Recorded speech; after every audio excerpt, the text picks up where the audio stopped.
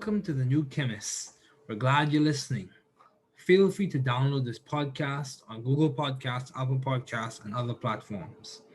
Here on the new Chemist, we discuss chemistry, which simply put is the science of change, as well as careers, community, research, and COVID 19. We're happy you're tuning in. My guest today is Stanna Dorn. Thanks for joining me today. It is so good to hear from you. Just briefly, I'll inform my audience about you. Stanna Dorn is from Grayling, Michigan.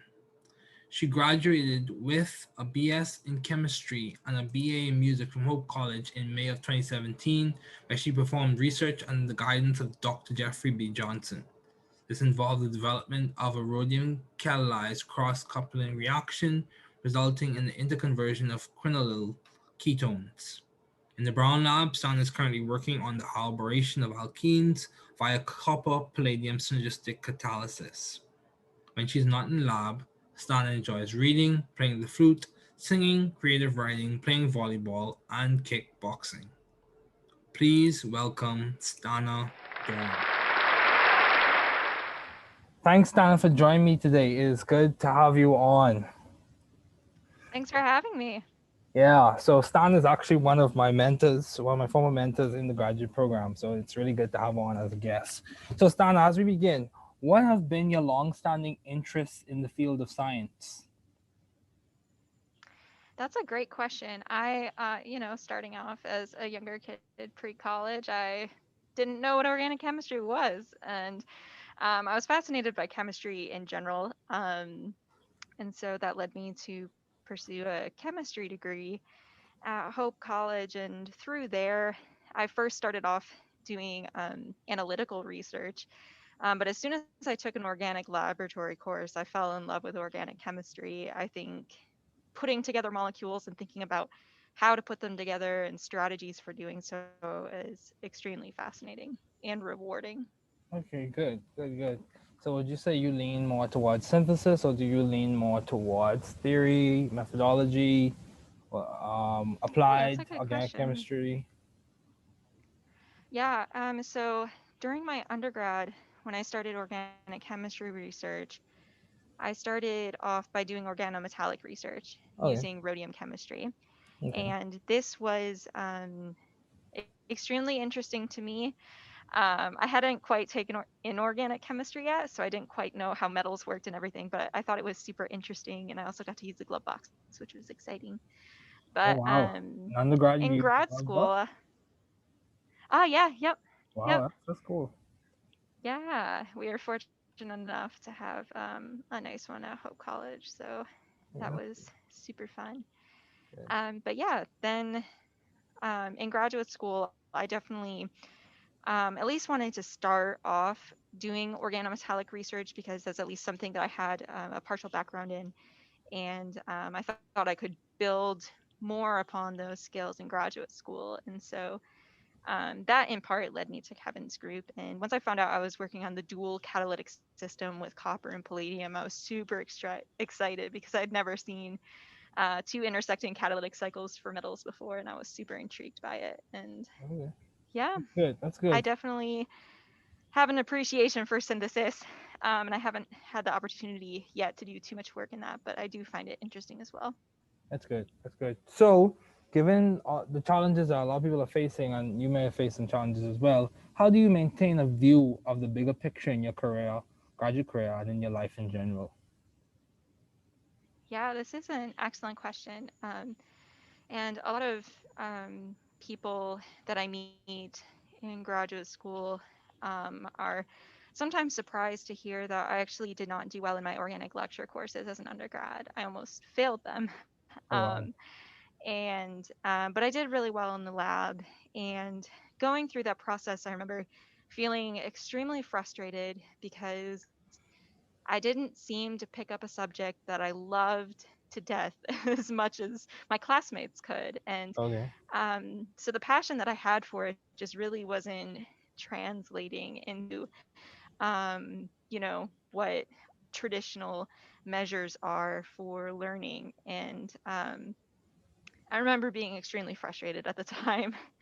Um, and going beyond that, once I fell in love with lab work, I was like, I'm just going to pursue organic research and see where it gets me.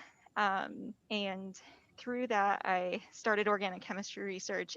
And there were definitely times I felt insecure because I didn't do well in the lecture course. So um, I definitely sometimes felt like an imposter, which a lot of people experience, especially in graduate school, is that imposter syndrome. Hmm. But kind of through it all, I've been extremely passionate and excited about pursuing a career in academia, and keeping in mind the struggles that I faced as an organic student and how I can help students who maybe, were in my situation, help understand it better. Because especially at organic chemistry, we tend to see a drop off of students because it's the weed out course and it's extremely hard and it has all these stereotypes for being a really tough course that is unforgiving. But so I think we lose a lot of students there, and I'd like to help bring more people in. Okay, that's good. That's good. So, Stanley, you mentioned a lot of stuff, and I want to touch on a few of those things. So, how did you work through that imposter syndrome? How did you work through? Because Oh, a number of people face that. um, yeah. To be honest, I'm still working through it. Okay. And I'm not sure there's ever going to be a point where I wake up and just it's magically gone. But Okay. I try to remind myself of the things that I have accomplished and um, kind of the power of the word and. So I can be a successful scientist and feel insecure at times about where I'm at. But that Okay. doesn't mean I'm not successful, and it doesn't mean that I don't belong here. Hmm. Um, and Wow. um, That's good.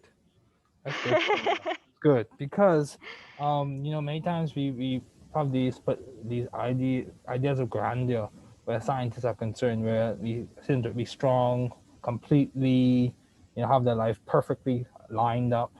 But many times that's not yeah, the for sure. case. Yeah. Oh, So I would say majority of the time that's not the case. yeah, that's true. Um, True. That's true. but Yeah. yeah, as scientists, sometimes, um, regardless of what scientific field you're in, or maybe regardless of fields um, specific to science or not, the higher up you go in terms of like education and things like that, the more pressure there is to know um, all of the deepest theories of the subject. And just with organic chemistry in particular, there's the pressure to like know all the named reactions that ever were and ever are, um, and things like that. Um, that at times, can feel excluding, um, especially as a student. If you get kind of mocked for not knowing a named reaction, it can be really off putting when maybe you still at least understand the underlying concepts. Okay. I'm not Yeah. trying to I'm not trying to rail against name reactions. It's useful to have monikers to describe these processes, um, but I do think that sometimes it goes a little bit far. Okay. Yeah. That's good. So, Stana, I have a quick question. Another Yeah. question. How have you been adaptive and creative in the field of science? Ooh, or how that's or a how have you carried someone or fulfilled the creative ideas of another person? Because typically in grad school we don't come up with our own ideas. So yeah, definitely not at least at the start. yeah. I you know I think in terms of graduate school and working on projects and um, just in general, science or not, curiosity is a really great thing to have and to pursue. And that leads to always asking questions and thinking deeply about, especially what system and processes you are studying. Um, and so even if, especially at the beginning of grad school, you're oftentimes given a project that someone has already kind of thought out the main idea. But just because that main idea is thought out doesn't mean you can't contribute something to it by thinking more about the finer parts of the project and asking Mhm. the questions like, can we take it in this direction? What if we try this? Or could we adapt the system to XYZ? And, it's not, especially as a younger student, Mhm. um, it's not always going to be. There's been times where I'm like, why don't we do this? And Kevin's like, meh. Um, and so, but that doesn't mean you stop trying to come up with ideas and ways to push the project forward. I think that kind of curiosity and persistence are really what drives science. Okay, that's good. So, I would say, would you say you found the right environment for you to thrive scientifically and intellectually? Um, I do. Okay, so how did you I find it? my pause was thinking about answering for both undergrad and graduate school, which the answer is yes for both. Okay. Um, I chose my undergrad institution, Hope College, because it's well known for its chemistry program, and that's one of the areas I was interested in at the time. Um, and I remember my first summer of research, I was in an analytical chemistry group, Okay. but we would go to these seminars and stuff, and I would see this other group that was organic chemistry, and they always seemed like they were an amazing community and just having fun. And I was like, I want to be a part of that. Okay. Um, so that's how I ended up in my undergrad lab. And Okay. then when picking a grad school, it was really tough for me. Um, and one of the reasons it's a tough decision is because oftentimes there's more than one good option, and there's no way to know which one is the better or if there is a better option. Mhm. Um, but I talked a lot with Kevin when I was deciding about graduate schools, and through those conversations, I got a sense of how supportive he is for the group and for our careers beyond the group. Mhm. And that to me was more important than any research area I worked on, Hmm. was having a positive group environment. Yeah, that's true. Because a toxic group environment, I don't think is conducive to progress. I don't think so. Yeah. Yeah, especially, for underrepresented people, it's Mhm. extremely that's how we drive people out. Mhm. Yeah, I agree. So, how do you maintain a balanced life, given all your responsibilities and accomplishments, winning awards, doing research, good graduate student? How do you maintain balance with all these things, all your responsibilities, and all the things you have accomplished?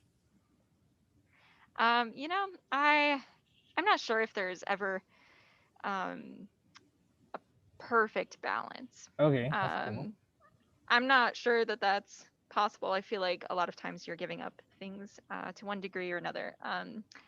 I, for me personally, I try to take at least a little bit of time every day to do something that's not chemistry related. Okay. I read a lot of nonfiction books that are not chemistry related. Okay. Um, and I personally, yeah, I read a lot of like memoirs and stuff like that. Oh wow. And so just having at least, no matter how busy the day is, how many hours I work, I come home, just do that one little thing that's not chemistry related. And Mhm. chemistry is great, but Mhm. if you're 24/7 every week, 52 weeks of the year, you're gonna just burn yourself out. That is So, true. So, would you say compartmentalization is helping you to be balanced, or at least strive for balance? oh, that's a good question as well. I'm also involved in a wind ensemble. That's a local wind ensemble. I play the flute, but we haven't been able to do as much with COVID. Yeah, that's fair. But in terms of compartmentalization, I do think it's helpful to at least have a rough idea of what you want to get done every day, and then week by week, thinking about what kind of goals you want to get to. And you won't necessarily make those goals every week. I know for this project, oh my goodness, so many weeks got pushed back because of small issues and things. Okay. But I also think it's important, more important than just like blocking out the time, is really being aware of how you work and what your signs of burnout are. So when Okay. I'm working in the lab during a day, there's a point in the evening, and I I don't have a specific time or anything, but there's some point in the evening where I just feel like I'm on the verge to go home. And so I ask myself, I'm like, okay, what's our exit strategy for today? What things absolutely have to get done today? What things, if I still have things, can be pushed to tomorrow? Hmm. Because if I try to get through all of those things, I'll just be more burnt out for the next day. And Oh yeah. so, kind of having that little check in at the evening just to figure out what I still have to do um, can Yeah. be helpful in terms of making sure that I end at a place that I can kind of recharge and do those things outside of chemistry. Oh wow. That's good. An exit strategy. I gotta write that down. Having an exit strategy, because even with me, and I'm just starting, but even with me, you do have these goals of I want to complete this many reactions, I want to Mhm. purify this many reactions using the column chromatography, and I want to test this Mhm. much using NMR to confirm what I got. However, you don't always, Mhm. at least for me, I don't always achieve that. So Yeah. Yep. yeah, Yep. yeah. And I So think also, you know, even as a fourth year, sometimes I still have trouble estimating how long it's going to take. I remember my first year, I always just like totally underestimated how long things would take me. And yeah, the issue with that is that you start to, hold yourself to these really unrealistic expectations. And that's that can true. be That's true. damaging if That you could continue be. to do that. But That's true. so I think kind of as you go with more practice, you get a sense Hmm. of how long things will take and get a sense of um, your time in that sense. Okay. Yeah, an evaluated experience does complement the progress and helps you learn. Yeah, Stana, I do have this question for you. I have two questions for you. Um, do you great. have any advice to those wanting to pursue the field you are currently working in? Ooh, this is a good question. For organic chemistry, I would say, if you're really passionate about the subject and you're really interested in studying it, um, continue to pursue it. Even so, like for me, I could have, well, I almost, there were a few stages in my undergrad where I seriously considered dropping out of chemistry altogether. Oh wow. Um, and there were moments that it was really hard to keep going and Yeah. but I love the field of organic chemistry so much that Hmm. I was a little bit stubborn in that regard. Oh yeah. So I do That's interesting that think you say that. yeah, I do think if you're really interested in a field, go ahead and pursue it, and you might not have the most quote unquote traditional route to get there, but there's no one set way to get a career that you want to get or kind of do the career goals that you want to do. And so even if your path is untraditional, I would say, don't feel like you have to hold that against yourself. There are times in my graduate program here that I've reflected on some of the benefits of struggling through organic chemistry and still pursuing this field, even though I didn't do well in the introductory courses as an undergraduate. I think it's helped me become a better teacher of the material. And there are definitely times where I think just kind of this untraditional background to get here Hmm. has allowed me to come and think about chemical challenges in ways that other people haven't because they kind of, you know, perhaps went through the more traditional path. Wow. So, Stan, I like the word you use. You use the word stubborn. Interesting. Interestingly enough, I interviewed a professor from MIT, and he used the same word to describe himself. He said, "I think it's just because I'm stubborn," and I think that's important because people phrase it differently. I persevere, or I hopefully I'm understanding this correctly, but I persevere, or I'm resilient, or even though resilient could be different in different situations, but um, it's good to be stubborn. It's good to have a goal, stick with it, and push through even when you have challenges. And interestingly enough, I think sometimes as we're going through these problems, sometimes the inkling or the idea comes to mind. Maybe I should switch. Maybe I should Oh transition yeah. out of this. Mm-hmm. However, I think Oh yeah. sticking with it, if that's something you're passionate about, I think that's still good. Yeah. I agree. I agree. And the key is really, kind of facing yourself in the mirror and asking yourself, am I like, is this something I want to pursue? Because some people, um, it's tough to think about what they're passionate about, or they would like to be passionate about XYZ, but they maybe just like deep down aren't necessarily. So I think kind of asking yourself those hard questions. I've asked myself this many times, is this the field I want to be in? Is this a career I want to do? Um, so I think, along with kind of that persistence, being honest with yourself and confronting how you really feel deep down inside Yeah. can be helpful. That's good. Like I saw this book. I haven't read it yet, but it looks interesting. I saw this book on the library at home. It's called Self Confrontation. Yeah, that Oh, seems like interesting. Yeah. a good. Just like how you said, you have to confront yourself. You have to ask yourself these deep or these profound questions as to what my passion is. Is it something I can see myself doing for a Hmm. long period of time? And I think those will complement you, especially when it comes to professional schooling. So yeah. Yeah, I also think that you shouldn't necessarily limit yourself either. It's really easy in the sciences to get stuck in these traditional preconceived paths for Okay. careers, Okay. when it doesn't necessarily have to be like that, especially if there are other things that you are also interested in. Um, Mhm. you can be interested in biology and be passionate about biology, but also have a successful career in like science journalism or something like that. And so, um, taking stock of what you're interested in, but then also being aware that there's not one stuck path where I choose biology and I have to do biology for the rest of my life. Mhm. It's not like that. It might feel like that at times, but it's not like that. And Mhm. so, um, being persistent but also having an open mind, I think, can be helpful too. That's good. So, Stana, as we conclude, do you have any last words in terms of what is the most beneficial advice? If you had to sum it up in a few Oh, words, what is the most beneficial advice that you have received?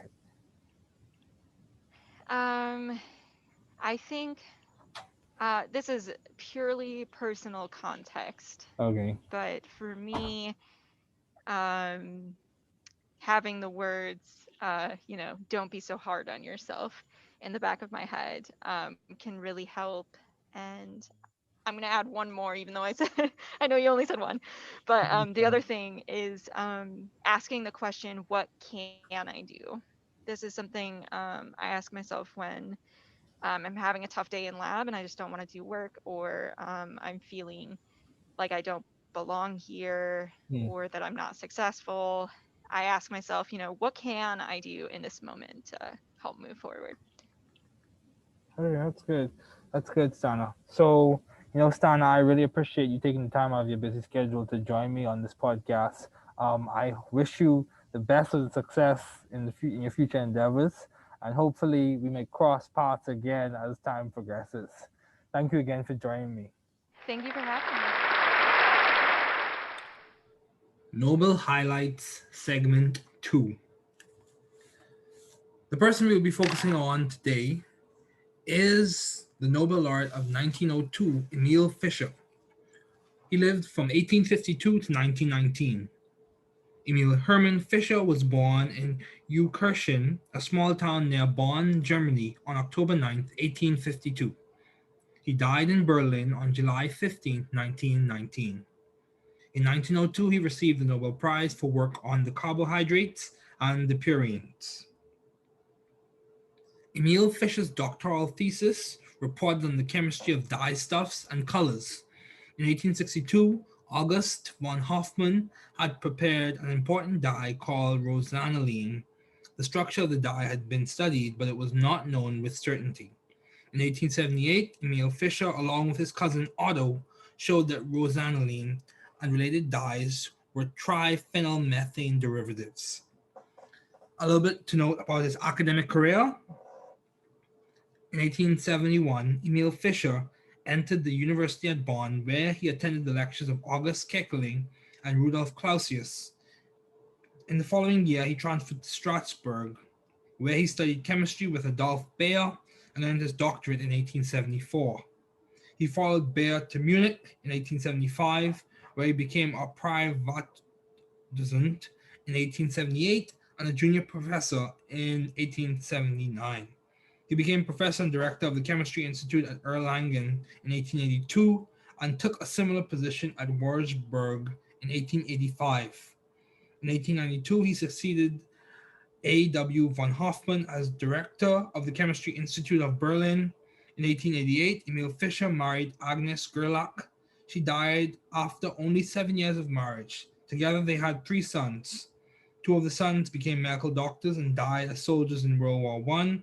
The third son, Hermann Fischer, became a distinguished biochemist and completed his career at the University of California, Berkeley, where he died on March 9th, 1960. Indeed, a very good, excellent, great chemist. Functional groups and other ideas. Chemistry concept development 2.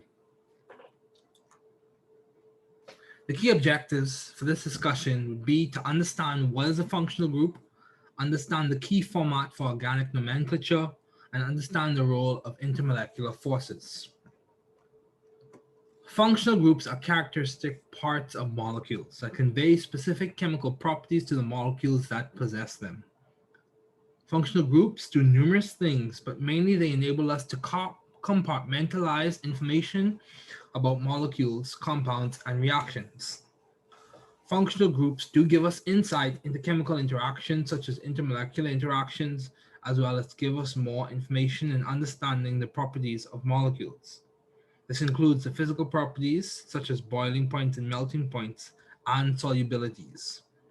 Considering the usefulness of functional groups, they also possess a characteristic molecular fingerprint that is detected in many ways, namely in spectra, which will be discussed in later episodes. Types of molecules and their properties. There are several types of molecules in the world. However, in the discipline of organic chemistry, there are specific molecules that are discussed frequently, including alkanes, otherwise known as paraffins, which are saturated hydrocarbons and aliphatic compounds. These molecules form a series of homologs with a repeating methylene, CH2, unit, and with the general formula CnH2n plus 2, and ending with the suffix -ane. For example, in increasing order from 1 to 5, methane, CH4, ethane, C2H6, propane, C3H8, butane, C4H9, pentane, C5H12. The following prefixes are hex, which corresponds with 6 carbons, hept, 7 carbons, oct, 8 carbons, non, 9 carbons, and dec, 10 carbons. These prefixes from meth to dec are applicable throughout the naming of organic compounds, alkanes, alkenes, alkynes, alcohols, etc. Moving on to alkenes, otherwise known as olefins. These are unsaturated hydrocarbons and they are considered aliphatic compounds. They contain at least one double bond, forming a homologous series with the formula CnH2n. These molecules end with the suffix -ene. As we progress, we discuss alkynes. Alkynes, otherwise known as acetylenes, are unsaturated compounds having a triple bond. These molecules form a homologous series with a general formula of CnH2n-2. These molecules end with the suffix -ene or -ine, Y-N-E. There are several other molecules that form a homologous series within their groups, such as carboxylic acids and aldehydes. Now on to alcohols. Alcohols, whose main functional group for identification is the hydroxyl group, OH. It is notably priority in organic chemistry nomenclature practice. Exceptions include carboxylic acids, according to the International Union for Pure and Applied Chemistry. Alcohols contain one or more hydroxyls forming a homologous series. Alcohols are aliphatic, typically, and they typically end with the suffix "ol", ol. Now on to other ideas. Intermolecular forces and other properties. With functional groups come certain properties such as specific boiling points and melting points, as well as critical temperatures. The temperature around which a vapor is not easily undergoing a phase change to a liquid. So that's the definition of a critical temperature, and many other physical properties. However, beneath the surface of physical properties are the chemical features or interactions known as intermolecular forces, which influence and enable comparative predictions and physical properties. Namely, there are key forces to remember. Let's discuss dipole-dipole forces. These are forces which occur between molecules intermolecular with a dipole moment or a significant dielectric constant. These molecules are otherwise known as polar. These intermolecular forces, IMFs, are relatively strong. A relatively stronger version of this force is the hydrogen bond intermolecular force. Hydrogen bonding. Hydrogen bonding is a stronger force, sometimes referred to as a strong dipole-dipole force. This is a relatively strong, some consider it strongest of the IMFs. It occurs in water and other molecules with hydrogen bonds to nitrogen, oxygen, or fluorine. Moving on to ion dipole force. This occurs between ions and polar molecules, for example, with solvation of sodium chloride crystals in water. As we progress, we discuss London dispersion forces. London dispersion forces occur in all molecules and are based off of the Coulombic interactions between transient, in essence temporary, dipoles. These electrostatic forces result in transient interactions between molecules. Van der Waals forces. Now, a weaker force that consists of two kinds includes the van der Waals force, which is discussed in short here, and more elaboration can be found in other episodes. It is worth noting that IMFs and their strengths are based off of functional groups, chemical structure, and the types of chemical bonding in those molecules. You have chemical bonding, which can be subclassified into polar covalent bonding. Covalent bonding occurs between atoms with significant electronegativity differences.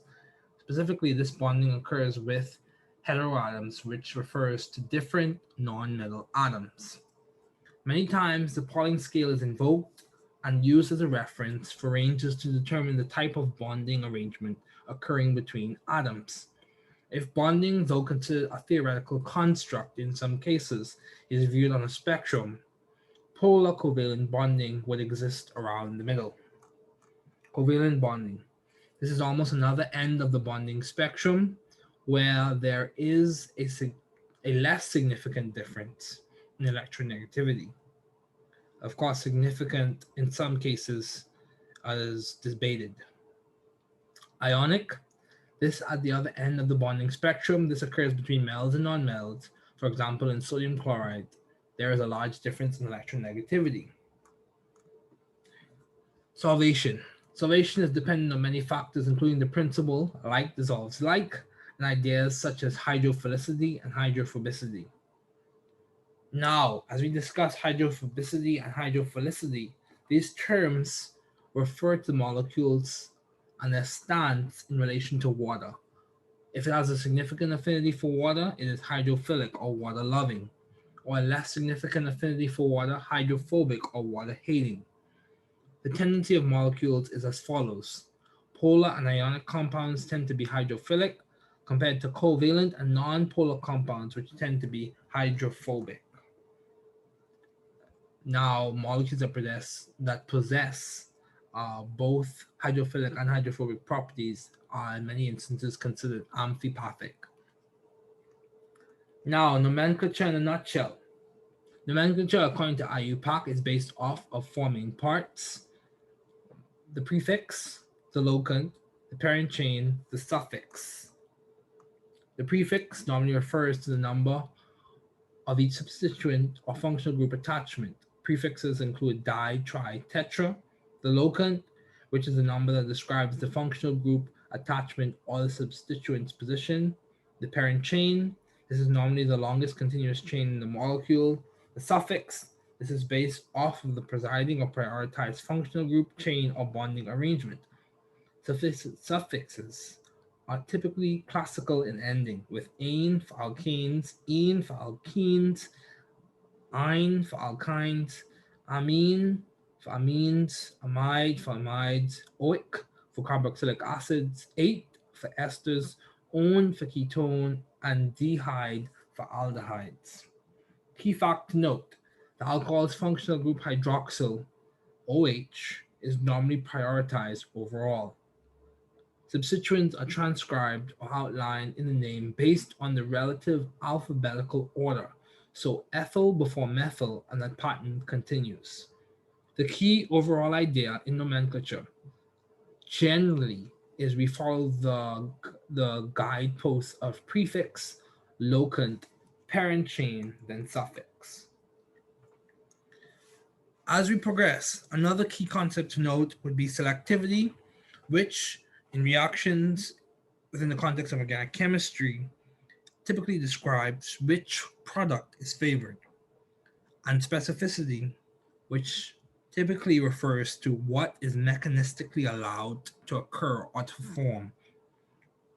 You have chemoselectivity, which typically refers to the functional group that's going to be reacted on. Regioselectivity, in which cases we look at which part of the functional group will be reacted on. And stereoselectivity, which explains how it reacts or what 3D conformation of the molecule is formed in the reaction. These are the key concepts for this segment. Thanks for listening. We're glad you were able to tune into this podcast. Once again, this is The New Chemist, where we discuss chemistry, which simply put is the science of change, as well as the other sciences, careers, community, research, and COVID-19. Thanks again for listening.